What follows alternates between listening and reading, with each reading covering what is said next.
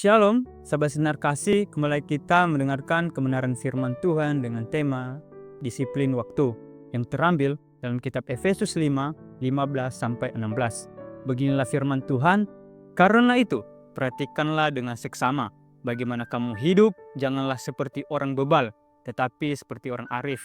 Dan pergunakanlah waktu yang ada karena hari-hari ini adalah jahat.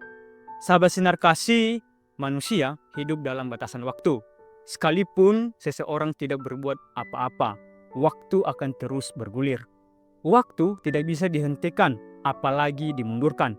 Karena itu, janganlah sia-siakan waktu dalam hidup ini. Waktu bukan milik kita, melainkan pemberian Allah yang harus dikelola dengan bijaksana. Alangkah bersyukurnya apabila waktu hidup selesai, kita telah membuahkan pekerjaan dan cara hidup yang memuliakan Allah. Sahabat sinar kasih, surat Efesus mengingatkan bahwa kita hidup di hari-hari yang jahat.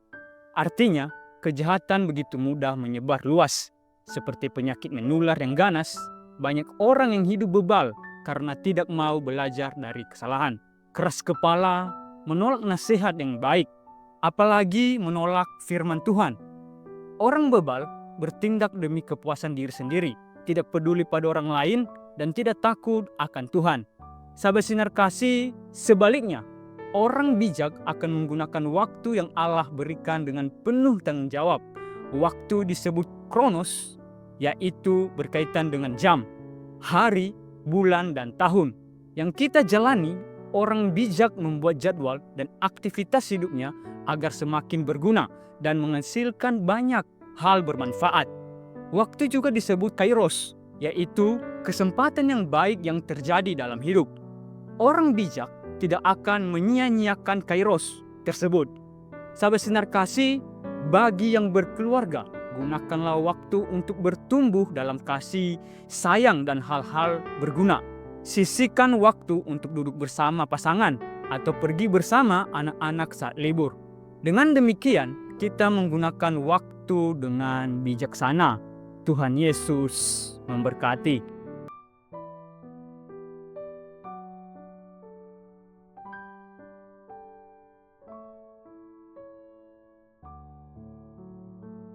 Pertolonganku ialah dari Tuhan yang menjadikan langit dan bumi.